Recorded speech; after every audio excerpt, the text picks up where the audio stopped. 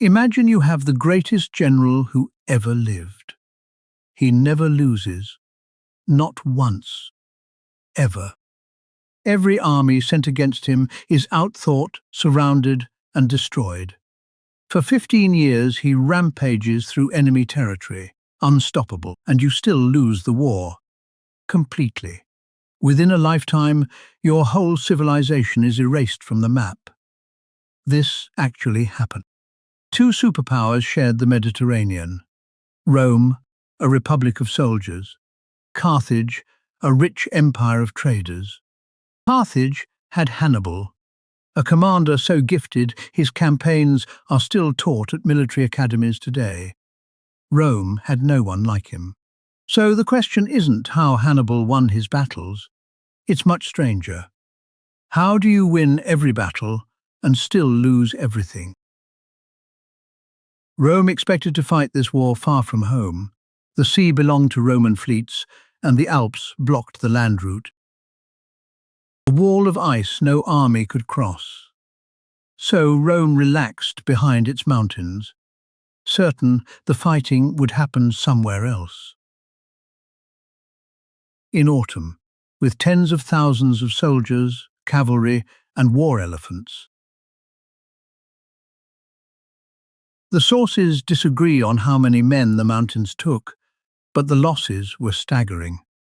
He paid the price anyway, because Hannibal understood something his enemies didn't. Surprise isn't a trick. It's a weapon that wins before the fighting even starts. When he reached Italy, Rome's shield was useless.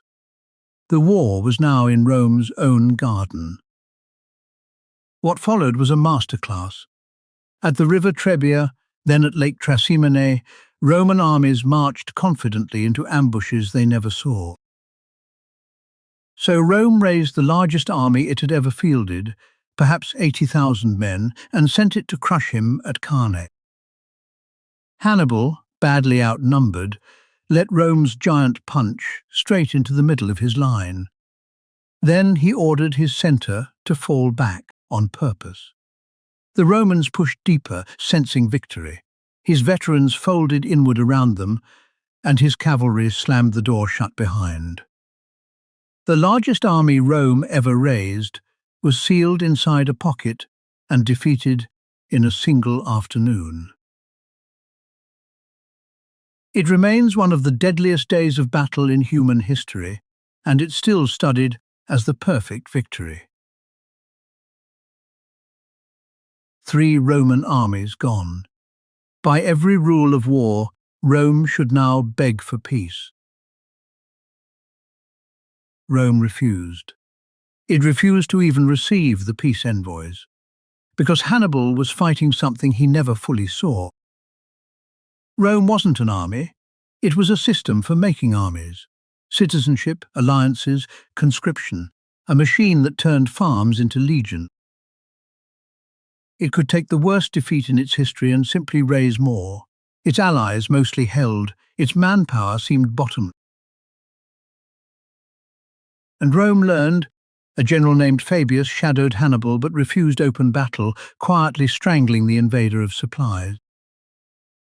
Hannibal could win any battle Rome gave him, so Rome stopped giving him battles, and Carthage sent its genius almost nothing.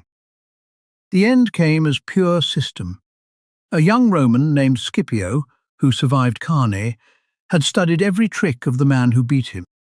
He didn't chase Hannibal at all. He attacked Carthage itself, forcing the undefeated general to abandon Italy and rush home. At Zama, using Hannibal's own methods against him, Rome finally won the only battle that ever mattered. Genius bought 15 years. Rome only had to survive them. Professionals study supply lines, not battles. Hannibal died in exile, hunted by Rome.